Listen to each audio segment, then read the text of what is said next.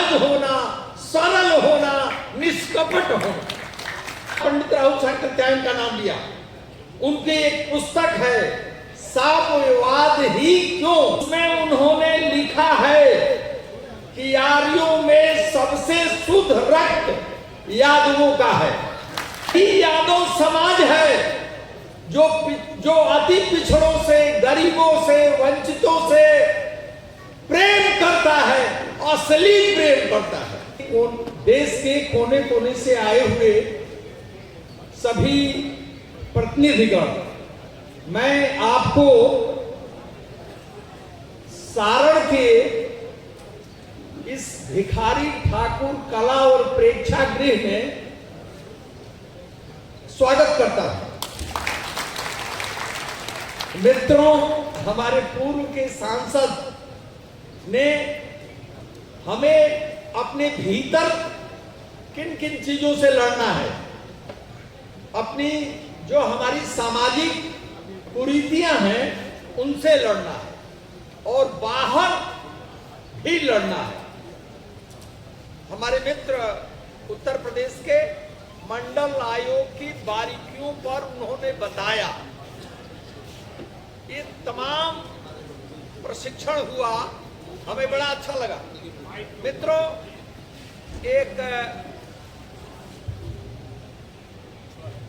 मित्रों, जिस सभागार में आप बैठे हैं, इस सभागार के लिए बनाने के लिए मैंने बिहार विधान परिषद के में सबसे पहले प्रश्न को उठाया था और भोजपुरी प्रदेश के बड़े लोक कवि, अभी उन्होंने कहा ना कि आरा हिले छपरा हिले, तो इनको मैं बताना चाहता हूं कि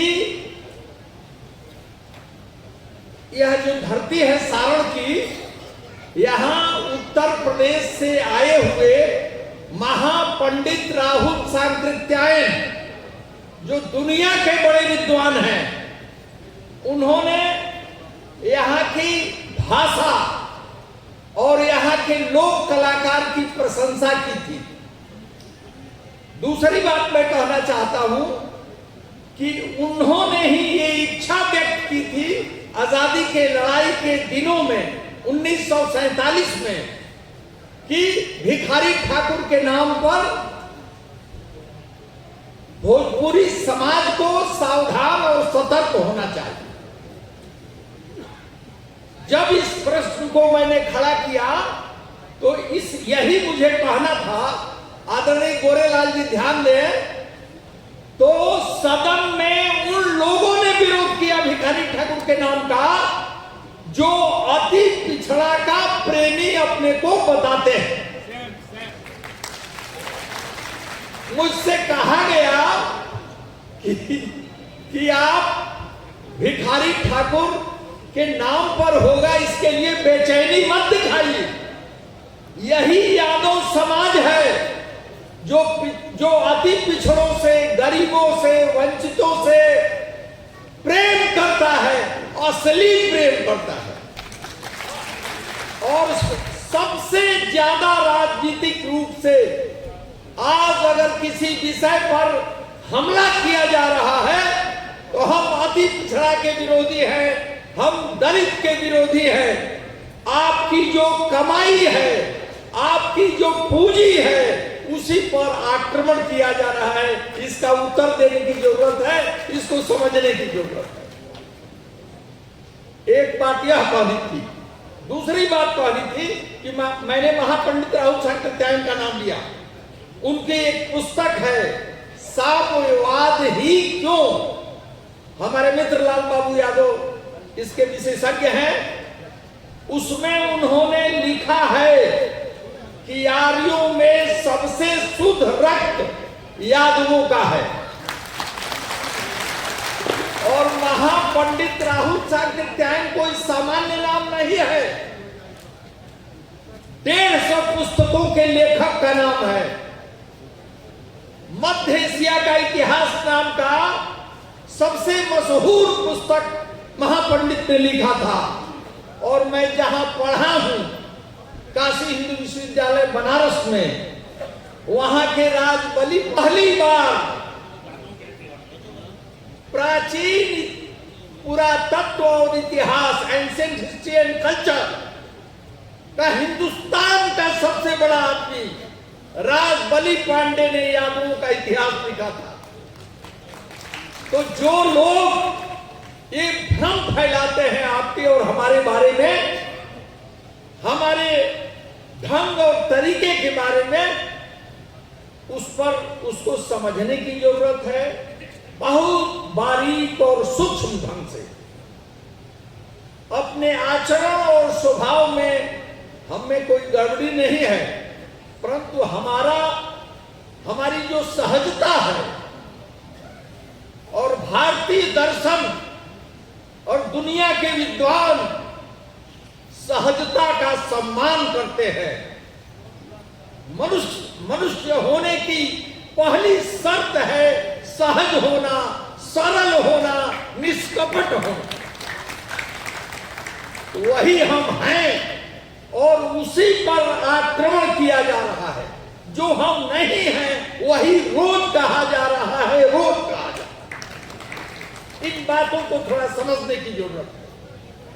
दूसरी बात, आप यादव छात्रावास के बनाने का काम चल रहा है। इसमें हम लोगों के छपरा के सबसे बूढ़े आदमी उदित बाबू सुबह से शाम तक लगे रहते हैं। हमारे सांसद दिन भर लगे रहते हैं। लाल बाबू, रामाधार जी, विजेंद्र जी, अरविंद जी, 1 दर्जन नाम है। और आप तमाम लोगों का सहयोग मिलता है। ये लोग काम कर रहे हैं आपकी मदद से, आपकी प्रेरणा से, आपके आधार पर जो आज जुटे हुए हैं। यही आपका विश्वास और प्रेम इस बूढ़े आदमी से सुबह से शाम तक काम करवाता है। इसी तरह का प्रेम, इसी तरह का मदद आप हमेशा करते रहे। भाई, छपरा की भूमि यादवों की बड़ी उर्वर भूमि है, बड़ी फर्टाइल लैंड है। छपरा पर पूरे हिंदुस्तान की निगाह है। आप इसको समझने की कोशिश कीजिएगा। इस छपरा ने यादव मुख्यमंत्री दिया, 3 यादव मुख्यमंत्री दिया।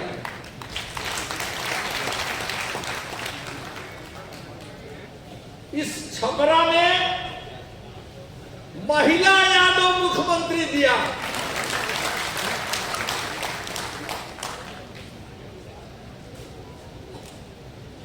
इस छपरा ने देश के बड़े नेता, सामाजिक न्याय के, उनको मजबूती प्रदान करने का काम यहां के यादवों ने किया। छपरा के यादवों ने प्राचार्य हीरा राय को सांसद बनाया, लाल बाबू को सांसद बनाया। हमारे जैसे मेरी ससुराल है छपरा में, ये लोग कहता है कि आपके जैसे बकलोल आदमी को एमएलसी और प्रोफेसर बनाया। दर्जनों जिले में यह ऐसा जिला है जहां सारे विधानसभा में यादव एमएलए जीतने का भी रिकॉर्ड है। सारे पूरे जिले में संख्या बताइए। 10 में 8। 10 में जो आरक्षित है उसको छोड़कर सारा का सारा यादव जीतता है।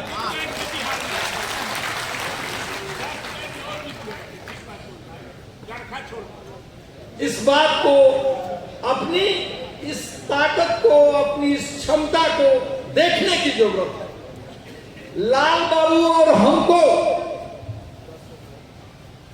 जब हम लोग यहाँ शैक्षणिक जगत में प्रवेश किए थे तो हम लोगों को यादव विद्वान होगा, यादव पढ़ाने वाला शिक्षक होगा, यादव सभ्य और शिष्ट होगा, इस पर आक्रमण किया जाता था। परंतु हम दोनों आदमियों ने छपरा जयप्रकाश विश्वविद्यालय में बताया कि छपरा में भी रहकर पूरे देश का नेतृत्व हम लोग करते हैं। लाल बाबू यादव अभी समाज विज्ञान संस्थान के राष्ट्रीय स्तर के उसमें पदाधिकारी है। और एक और बात मैं आपको बताना चाहता हूं, बाकी वो हमसे जुड़ा हुआ है, न कहता तो ज्यादा अच्छा था, बाकी आपको जानकारी दूंगा। गोरेलाल जी जानिए आप, एक भारतीय हिंदी परिषद नाम की संस्था है, देश में आजादी के पहले बनी थी और दुनिया के सारे विद्वान भारतवर्ष के उसके साहित्य मंत्री होते हैं। मेरे पहले उत्तर प्रदेश के गवर्नर विष्णुकांत शास्त्री साहित्य मंत्री थे। लाल बाबू हमारे साथ गए थे धारवाड़ में और पूरे देश में मैं निर्वाचित साहित्य मंत्री बना, ओहिर साहित्य मंत्री बन गया और 8 साल रहा, 8 साल, और अपने विषय की सबसे बड़ी पत्रिका हिंदी अनुशीलन का मैंने संपादन किया। और आज के दिन में मैं बिहार राष्ट्र भाषा परिषद का निदेशक था। जिस सभागार में आप बैठे हैं उस भिखारी ठाकुर के सारी रचनाओं का संपादन मेरे ही नेतृत्व में आदरणीय लालू प्रसाद, आदरणीय उदित राय, आदरणीय लाल बाबू के कहने पर मैंने किया। बिहार राष्ट्र भाषा परिषद की सबसे ज्यादा बिकने वाली वो पुस्तक है। समझने की जरूरत है, अपने को देखने की जरूरत है। यहां के आज जो राम जयपाल कॉलेज है, बाहर के जो लोग आए हैं उनको जानना चाहिए।